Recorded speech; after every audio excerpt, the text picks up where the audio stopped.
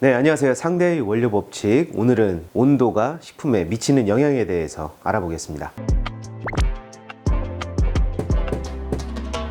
네, 제품을 개발하면서 온도를 올리는 경우가 있습니다. 액상도 있고 분말도 있는데 이렇게 액상과 분말의 온도가 미치는 영향이 각각 다르기 때문에 오늘 그 부분에 대해서 말씀드리겠습니다. 이렇게 라벨 표시를 보다 보면 제품 취급 방법들 그리고 보존 방법들이 있습니다. 어떤 경우에는 표준 온도, 어떤 경우에는 상온, 저온 또는 냉동 이런 식으로 되어 있는데 그 온도에 대한 규정도 식품 공전상에 다 표기가 되어 있습니다. 그래서 표준 온도는 보통 20도 정도를 표준 온도라고 하고 이보다 약간 온도가 올라가서 15도에서 25도 정도를 상온으로 표현을 하고 있습니다. 그리고 우리 체온과 거의 비슷한 30도와 40도 사이의 온도를 미온이라고 표기를 하고 있습니다. 네, 그리고 온탕은 60도에서 70도 정도, 그리고 열탕은 아주 끓는 온도죠. 그래서 100도 정도를 열탕이라고 표현을 합니다. 그리고 찬 곳이란 표현, 더운 곳이란 표현도 하는데 가급적이면 제품 개발을 하거나 제조를 하거나 의견 교환을 할 때 가장 정확한 것은 정확한 온도를 교환하는 것이 좋습니다. 그래서 찬 곳, 더운 곳, 미온, 열탕, 상온 이런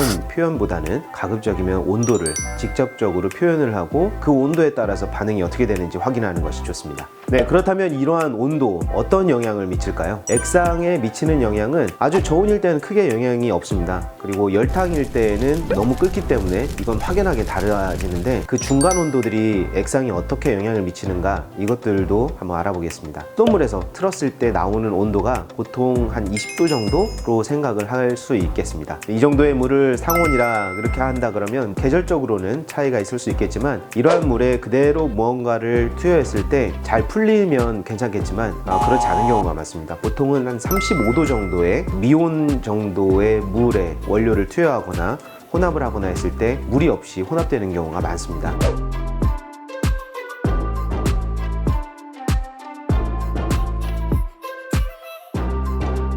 네, 이와는 별도로 열이 분말 원료에 미치는 영향은 크지 않습니다. 왜냐하면 열을 받게 되면 분말 같은 경우에는 건조 과정이 일어나고 난 다음에는 녹거나 들러붙거나 이런 현상들이 일어날 수 있습니다. 케이킹이라고 하기도 하는데 이런 현상들이 일어나지 않게 하기 위해서는 분말 소재가 알갱이 상태 그대로를 유지하면서 할 수 있는 온도를 최대치 한계치를 알아놓은 다음에 그 한계치 아래에서만 작업을 할 수 있도록 해주시는 것이 좋겠습니다. 그래서 열 손실을 줄여야 되는 액상들, 예를 들어서 주스라던가 과즙 음료라던가 냉동 과즙이라던가 이런 제품들은 가급적이면 상온 또는 냉온 이하의 온도에서 혼합을 하시는 것이 좋습니다. 제품들의 향이나 색 이런 액상 원료들이 들어갈 때에도 열탕 온도까지 올라가게 되면 끓으면서 그 끓는 점들을 확인해야 되는데 끓으면서 일반적으로는 탈향, 탈색이 일어날 수가 있으니까 이런 부분들도 확인해서 점검을 해줘야 되겠습니다. 이런 액상 원료 중에 과당이라던가 또는 분말 원료 중에 설탕 이런 원료들이 들어갈 때에는 이 원료들이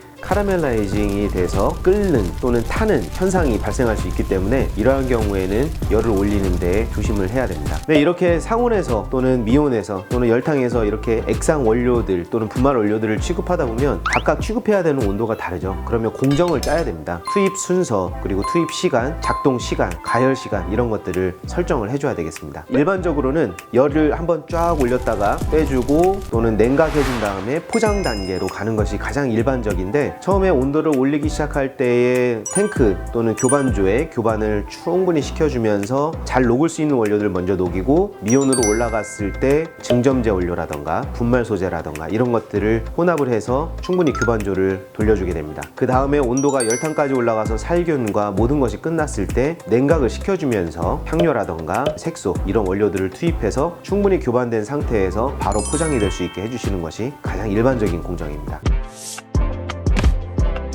오늘은 액상과 분말에 대해서 온도가 원료에 미치는 영향에 대해서 알아보았습니다. 궁금한 점은 댓글로 남겨주시거나 문의 주시면 답변 드리겠습니다. 감사합니다.